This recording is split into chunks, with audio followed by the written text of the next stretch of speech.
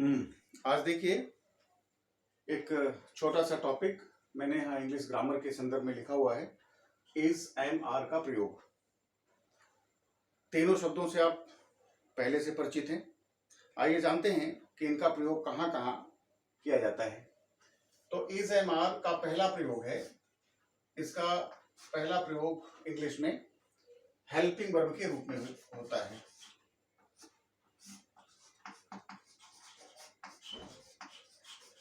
अब ये helping verb है, तो किस टेंस की हेल्पिंग वर्ब है आइए जानते हैं। ये हेल्पिंग वर्ब है प्रेजेंट कंटीन्यूअस की।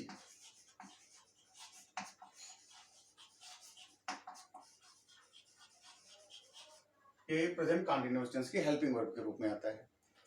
दूसरा इसका प्रयोग हम करते हैं टू बी फॉर्म के रूप में।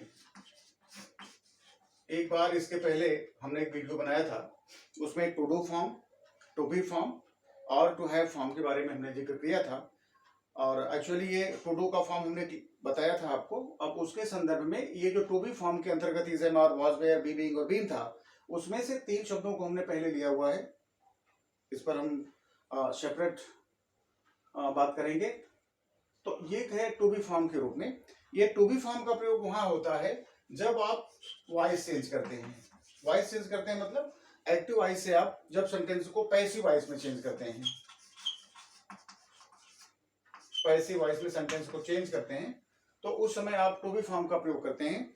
और जब भी किसी भी टेंस के सेंटेंस की जब वॉइस आप चेंज करेंगे, पैसिव वॉइस में चेंज करेंगे, तो उसमें is am are, was, were, be, being और बीन, इस टू बी, ये जो इतने भी जो टू बी फॉर्म्स हैं, इनमें से किसी न किसी एक टू बी फॉर्म का प्रयोग अनिवार्य रूप से होगा। तो ये is am are to be form के रूप में भी प्रयोग होता है। और तीसरा प्रयोग इसका ये होता है जब नाउन या प्रोनाउन, इनको हम सब्जेक्ट कहते हैं। आपको बताया गया है किसी सेंटेंस में अगर सब्जेक्ट है, असर्टिव सेंटेंस है, तो उस असर्टिव सेंटेंस से शुरुआत नाउन या प्रोनाउन से होती है और सब्जेक्ट होता है, उसको हम सब्जेक्ट कहते हैं। तो जब किसी सेंटेंस में ये जो सब्जेक्ट है, इस सब्जेक्ट के बारे में कुछ कहा जाए कि वो सब्जेक्ट क्या है, जब इस सब्जेक्ट के बारे में ये कहा जाए कि सब्जेक्ट क्या है, क्या की अंग्रेजी क्या होती है, व्हाट। सब्जेक्ट कैसा है, इसके बाद कैसा की अंग्रेजी हाउ, इसके बाद कहां, वेयर। अब हाउ से हाउ मेनी भी आएगा, हाउ मच भी आएगा। तो ये क्या है, सब्जेक्ट जो नाउन या प्रोनाउन है। और इसके बाद वो कैसा है, वो कहां है, और वो क्यों है, वाई। तो प्रमुख रूप से जब हम किसी सब्जेक्ट के बारे में, ये क्या है, वो सब्जेक्ट क्या है, कैसे है, कैसे या कैसा है, कहां है, क्यों है, ये सभी ये प्रश्नवाचक शब्द हैं। प्रमुख रूप से जब हम इनका प्रयोग करते हैं तो ऐसे सेंटेंसेस में हम सब्जेक्ट के बाद में to be form is am are का प्रयोग करते हैं। और दूसरी बात भी है कि व्हाट के साथ में हेल्पिंग वर्ब आती है, मेन वर्ब नहीं आती। तो ये जो प्रयोग हैं कि वो सब्जेक्ट क्या है, कैसा है, कहां है, क्यों है, तो उसमें हम सब्जेक्ट के बाद में सीधा हेल्पिंग वर्ब लिखते हैं। और ऐसे सेंटेंसेस में मेन वर्ब, मुख्य क्रिया का प्रयोग नहीं होता। 3 चीजें आपने देखी। एक तो इज एम आर का प्रयोग प्रेजेंट कंटीन्यूअस टेंस के हेल्पिंग वर्ब के रूप में। दूसरा ये टू बी फॉर्म के रूप में, जब आप वॉइस चेंज करते हैं, एक्टिव वॉइस को पैसिव वॉइस में चेंज करते हैं, तब हम इसका प्रयोग करते हैं। टू बी फॉर्म का कंपल्सरी प्रयोग होता है इसका। और तीसरा प्रयोग ये होता है कि जब सब्जेक्ट नाउन या प्रोनाउन के बारे में, ये उसके बारे में कुछ कहा जाए कि वो जो नाउन प्रोनाउन है वो क्या है, कहाँ है, कैसे है, क्यों है, तब भी हम इसमें मुख्य क्रिया का, मेन वर्ब का प्रयोग नहीं करते और उसमें हम इज एम आर का प्रयोग करते हैं। और ये तीनों प्रयोग जो है वो प्रेजेंट टेंस में है।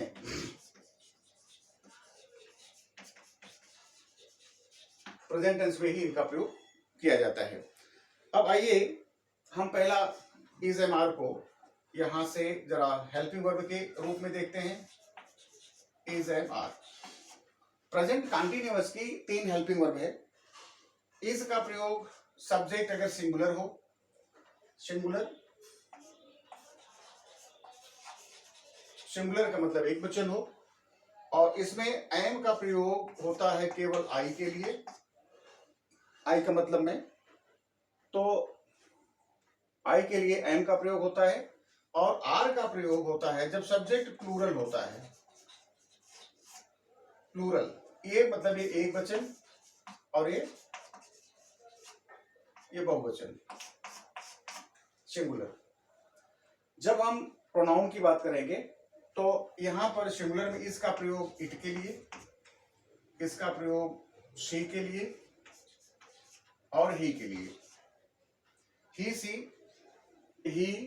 सी और इट, ही सी और इट, इसके लिए आप सिंगुलर में इसका प्रयोग करेंगे।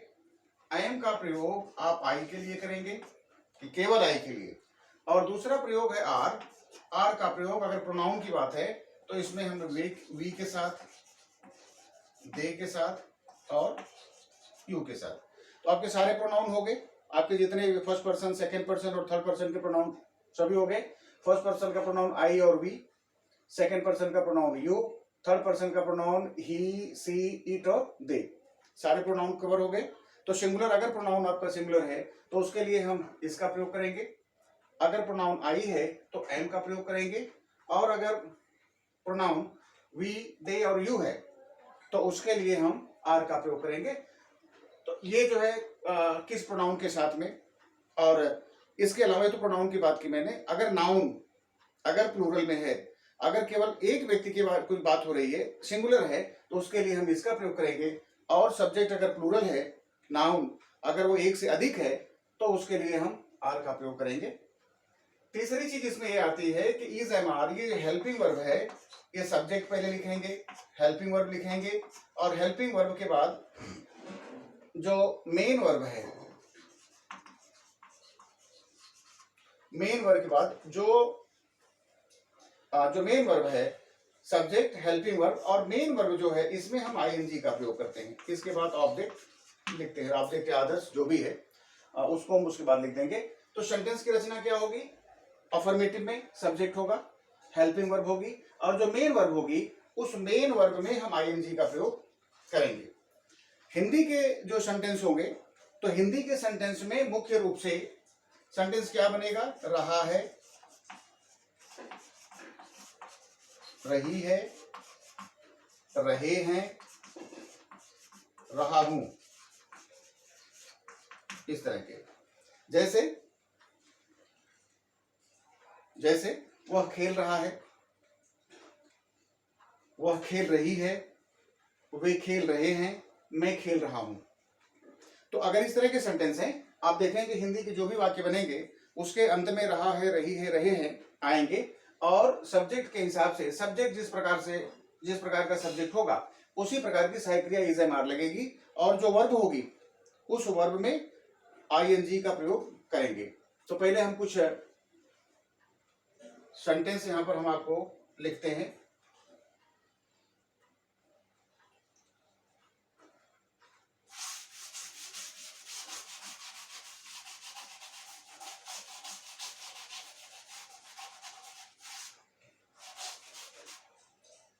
अब जैसे मैं एक छोटा सा वाक्य लिखता हूं कि अदिति पढ़ रही है। अब देखेंगे इसमें, अब ये अदिति लड़की का नाम है, पढ़ रही है, पढ़ना क्रिया है, और इस क्रिया में आईएनजी का प्रयोग होगा क्योंकि इसमें रहा है, रही है, रहे हैं। तो ये रही है ये हो गया। अगर किसी भी वाक्य में रहा है, रही है, रहे हैं आए तो वो कंटिन्यूअस का सेंटेंस बनेगा। अब इसका बहुत ही आसानी से इसका ट्रांसलेशन आप कर सकते हैं। अब सब्जेक्ट आ गया। क्या फार्मूला था कि सबसे पहले आपको सब्जेक्ट लिखना है, फिर इसके बाद हेल्पिंग वर्ब आएगी, हेल्पिंग वर्ब के बाद वर्ब आएगी, मेन वर्ब, और इस मेन वर्ब में आईएनजी का प्रयोग करेंगे, और इसके बाद अगर वाक्य में ऑब्जेक्ट है तो ऑब्जेक्ट आप लिखेंगे। जैसे ये इसमें अदिति पढ़ रही है, अदिति सब्जेक्ट क्या है वो इसका अदिति, अदिति एक वचन है, मैंने कहा इज एमआर में से सब्जेक्ट अगर एक वचन होगा, इफ सब्जेक्ट इज सिंगुलर तो then helping verb is will be used. तो अदिति के लिए क्या यूज करेंगे? इज का। तो अदिति इज, पढ़ने के इंग्लिश क्या है? Read. Aditi is read, read में आईएनजी लगा देंगे, हो गया रीडिंग। अब ये सेंटेंस आपका अफर्मेटिव का होगा, अदिति इज रीडिंग, अदिति पढ़ रही है। इसके पहले वाले जो वीडियो था उसमें हमने ये भी बताया था कि जो सेंटेंस अफर्मेटिव में है it can also be change into negative. How can it be changed? अब अदिति नहीं पढ़ रही, अदिति पढ़ रही है, अदिति नहीं पढ़ रही है, सेंटेंस क्या बनेगा? Aditi is not reading. अब ये देखो, अब ये तो केवल यही है, ऑब्जेक्ट नहीं लिखा हुआ है। अब इसमें ऑब्जेक्ट हो सकता है अदिति, अदिति किताब पढ़ रही है, Aditi is reading a book, Aditi is reading a poetry. तो ये रीडिंग, अब इसमें जो है इस तरह से अदिति इज नॉट रीडिंग, नहीं पढ़ रही है। और एक और बात बताई गई थी कि जो सहायक क्रिया है, अगर हेल्पिंग वर्ब का प्रयोग वाक्य में बिना कुछ बदले पहले कर दो तो वाक्य इंट्रोगेटिव हो जाता है। चेंज कर दो इसमें, इज अदिति रीडिंग, ये बात हो गया आपका प्रश्नवाचक, अदिति इज रीडिंग। अच्छा, एक और चीज बताई गई थी कि अगर ये प्रश्नवाचक वाक्य को अगर आपको नकारात्मक बनाना है, नेगेटिव बनाना है, तो उसमें आप नॉट का प्रयोग कर दीजिए। कैसे? Is Aditi not reading a book. ये बात मैंने आपको बताई थी। ये पहला वाला वाक्य आपका अफर्मेटिव में है, दूसरा वाक्य आपका नेगेटिव में है, तीसरा वाक्य आपका इंटेरोगेटिव में है, और चौथा वाक्य आपका ये इंट्रोगेटिव भी है प्लस नेगेटिव भी है। देख लो, इस तरह से आप जितने भी चाहे उतने सेंटेंसेस आप बना सकते हैं। सेंटेंस आपका है Aditi is reading, Aditi is not reading, is Aditi reading, is Aditi not reading. तो कोई भी सेंटेंस आप इस तरह से बना सकते हैं। ध्यान यह देना है कि सब्जेक्ट अगर आपका सिंगुलर है तो उसके लिए आप इसका प्रयोग करिए, सब्जेक्ट अगर प्लूरल है तो आर का प्रयोग करिए, और सब्जेक्ट अगर आई है तो एम का प्रयोग करिए। और एक सेंटेंस बनाने के बाद इसी तरह से आप उसको अफर्मेटिव, नेगेटिव, इंट्रोगेटिव, इंट्रोगेटिव और नेगेटिव, इस तरह से आप उसको चेंज कर सकते हैं। अब मैं इसके ऊपर मैं एक दूसरा सेंटेंस आपको बना रहा हूं।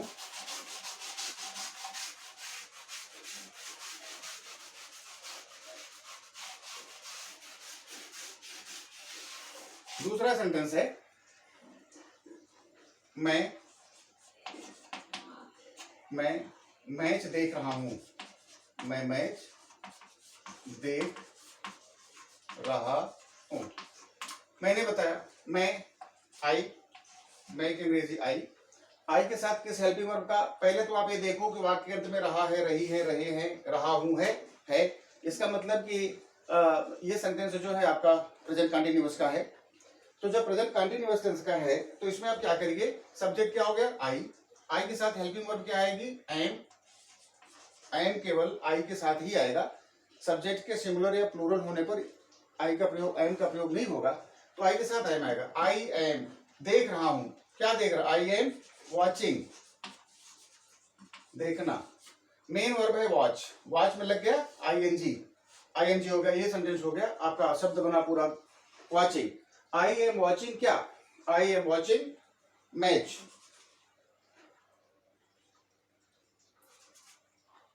I am watching the match, हो गया।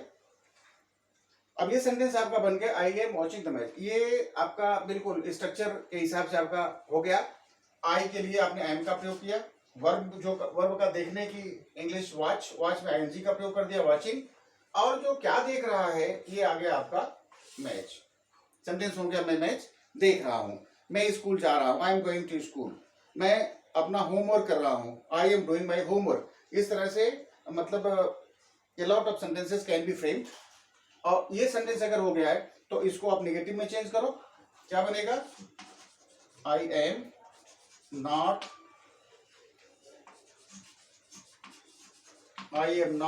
वॉचिंग द मैच, ये हो गया। अब इसको जो है इंट्रोगेटिव में बनाने में क्या करते हैं, जो हेल्पिंग वर्ब है उसको पहले लिखते हैं। We begin the sentence with helping verb, so helping verb of this sentence is am, so you have to write I am in the beginning. Am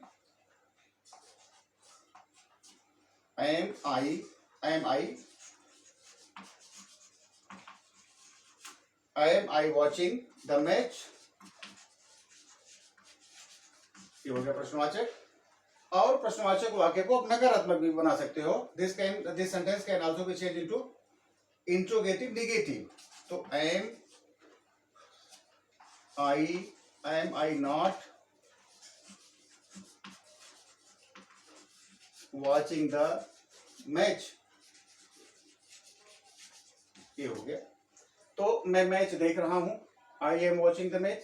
मैं मैच नहीं देख रहा हूं, I am not watching the match।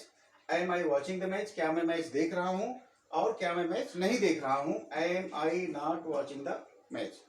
So this way you can change any sentence into affirmative, negative, interrogative and interrogative negative। तो सबसे पहले आप sentence को आप पहले स्ट्रक्चर को सही करिए, सेंटेंस को अफर्मेटिव में बनाइए और अफर्मेटिव में बनाने के बाद तब उसको अफर्मेटिव, नेगेटिव, इंट्रोगेटिव और इंट्रोगेटिव नेगेटिव में आप चेंज करिए। तीसरा है, अगर मान लीजिए सब्जेक्ट प्लूरल हो, यहाँ कुछ अगर मान लीजिए कि सेंटेंस आ गया कि तुम वे मैच देख रहे हैं, वे मैच देख रहे हैं। अब देखो, अब वे की इंग्लिश क्या है? दे। आई की जगह पर क्या होगा? जहां पर आई है यहां पर ये आपने मिटा दिया, तो पहला सेंटेंस क्या बना कि दे आर, यहां पर हो गया दे आर, दे के साथ आ रहा है सब्जेक्ट आ गया दे बहुवचन है इसलिए हेल्पिंग वर्ब आई आर, बाकी वैसे हो गया। They are watching the match, वे मैच देख रहे हैं। फिर दे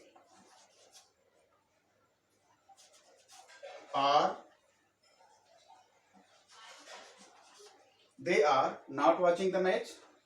फिर इसके बाद है प्रश्नवाचक बनाएंगे, इसको पहले लिखेंगे हेल्पिंग वर्ब को, are they watching the match, और फिर इसके बाद हो गया यहां पर are they not watching the match. क्या हुआ इसमें कि वे मैच देख रहे हैं, they are watching the match, they are not watching the match, are they watching the match and are they not watching the match. तो इस तरह से इस एमआर का प्रयोग मैंने आपको बताने का प्रयास किया और मुझे ऐसा लगता है कि शायद आपको बात समझ में आई भी होगी।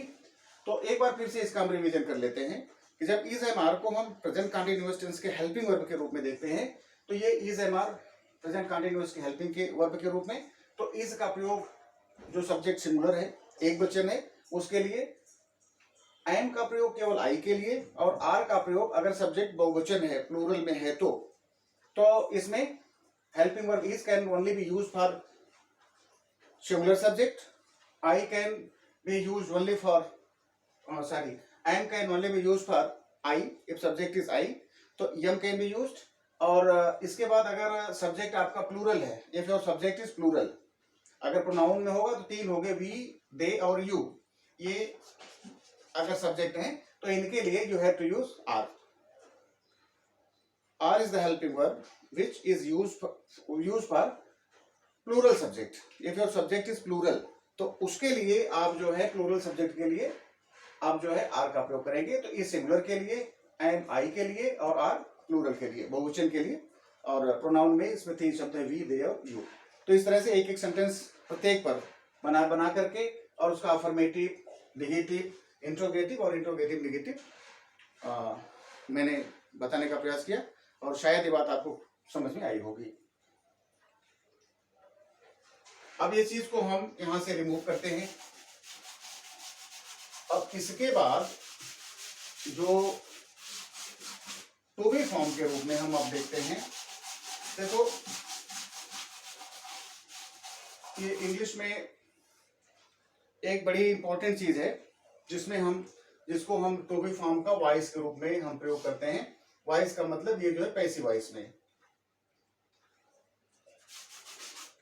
अगर सेंटेंस को पैसिव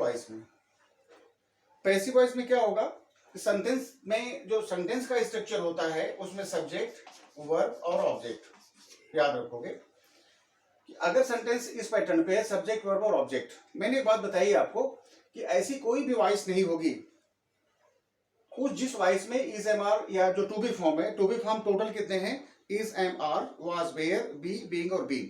पहले मैंने कहा हम केवल आज हम इसमें इज एम आर के ऊपर हम आपको बात कर रहे हैं। तो अगर इज एम आर का प्रयोग हुआ, और ये जो है पहले बता दिया कि इज एम आर का प्रयोग जहां होगा वे सारे सेंटेंस आपके प्रेजेंट टेंस के होंगे। तो एक चीज तो ये है कि सेंटेंस का जो पैटर्न है उसको आप देख लीजिए कि ये जो हम वॉइस चेंज करते हैं तो वॉइस में होता क्या है, subject takes the place of object and object comes at the place of subject, object also takes the place of subject, बदल जाता है। और ये जो वर्ब है ये अपने थर्ड फॉर्म में आएगी। थर्ड फॉर्म का मतलब जब हम वर्ब की बात कर रहे थे हम उसमें पास्ट पार्टिसिपल की बात कर रहे थे। पास्ट पार्टिसिपल का मतलब वर्ब की थर्ड फॉर्म। तो जब ये वर्ब की थर्ड फॉर्म होगी और इस वर्ब की थर्ड फॉर्म के पहले ये टू बी फॉर्म का प्रयोग होता है। याद रखोगे यही टू बी फॉर्म अगर सेंटेंस प्रेजेंट का है और उसको उसकी वॉइस आप चेंज कर रहे हो तो निश्चित रूप से इसमें इज, एम, आर में से जो उचित टू बी फॉर्म होगा, मैंने बताया कि अगर सब्जेक्ट आपका सिंगुलर है उसके लिए इज, सब्जेक्ट अगर आई है तो एम, सब्जेक्ट अगर प्लूरल है तो उसके लिए आर का प्रयोग करेंगे। एक और चीज कि ये जो इज, एम, आर है आप देख रहे हो ये प्रेजेंट, आप ये प्रेजेंट और कॉन्टिन्यूअस की ये हेल्पिंग वर्ब है। Is, am, are present continuous की हेल्पिंग वर्ब है, लेकिन ये प्रेजेंट इंडेफिनिट की, प्रेजेंट जिसको आप सिंपल प्रेजेंट कहते हो उसकी ये टू बी फॉर्म है। याद रखना है, ये चीज याद रखना है। अब सिंपल प्रेजेंट की हेल्पिंग वर्ब क्या है, सिंपल प्रेजेंट की हेल्पिंग वर्ब है डू डज, लेकिन अगर सेंटेंस सिंपल प्रेजेंट का है उसके लिए टू बी फॉर्म का जो प्रयोग होगा वह इज, एम, आर में से एक का प्रयोग होगा सब्जेक्ट के अनुसार। तो अब तो देख लीजिए इसमें सब्जेक्ट, वर्ब, ऑब्जेक्ट अगर इस तरह से है, अब इसमें क्या सब्जेक्ट ऑब्जेक्ट कहाँ जाएगा, ऑब्जेक्ट सब्जेक्ट कहाँ आएगा। ये जो वर्ब है मेन वर्ब है ये इसका थर्ड फॉर्म होगा, उसके पहले टू बी फॉर्म होगा। और एक चीज है ये हम कंजंक्शन वाई का प्रयोग करके ये सब्जेक्ट ऑब्जेक्ट के रूप में यहां हम लिख देते हैं। यहाँ अभी मैं एग्जांपल आपको दे करके समझाने का प्रयास करूंगा। तो जो टू बी फॉर्म है इज, एम, आर का टू बी फॉर्म के रूप में आप ध्यान रखोगे कि ये टू इज, एम, आर जो है ये प्रेजेंट कंटीन्यूअस टेंस की हेल्पिंग वर्ब है, लेकिन ये सिंपल प्रेजेंट की टू बी फॉर्म है। ये प्रेजेंट कंटीन्यूअस टेंस की हेल्पिंग वर्ब है, लेकिन ये इज, एम, आर का प्रयोग टू बी फॉर्म होता है। तो टू बी फॉर्म क्या, टू बी फॉर्म ये सिंपल प्रेजेंट का होता है, सिंपल प्रेजेंट का। तो ध्यान रखने की बात है, सबसे पहले हम एक सिंपल प्रेजेंट का सेंटेंस बनाएंगे और फिर उसको हम वॉइस में चेंज करने का हम प्रयास करेंगे। देखते हैं। अब जैसे एक सेंटेंस में लिखता हूं, he writes a letter, he writes a letter. क्या मतलब सेंटेंस क्या हुआ, जब आप प्रेजेंट इंडेफिनिट की या सिंपल प्रेजेंट की वाक्य रचना पढ़ रहे थे तो उसमें आपको बताया गया था कि वाक्यांश में ता है, ती है, ते है। इसका क्या मतलब हुआ, सब्जेक्ट अगर सिंगुलर था तो वर्ब में यस, आई, एस का प्रयोग करते, डू डज इसकी सहायक क्रिया है, लेकिन सेंटेंस जब अफर्मेटिव में होता है तो डू डज का प्रयोग नहीं करते। लेकिन जैसे ही वो सेंटेंस अफर्मेटिव से नेगेटिव में, इंट्रोगेटिव या इंट्रोगेटिव नेगेटिव में आता है तो सब्जेक्ट के अनुसार डू डज का प्रयोग करते हैं। इसमें क्या किया, सेंटेंस अफर्मेटिव में है, ही राइट्स अ लेटर, क्या मतलब हुआ, वह पत्र लिखता है। क्या इसका मतलब हुआ, वह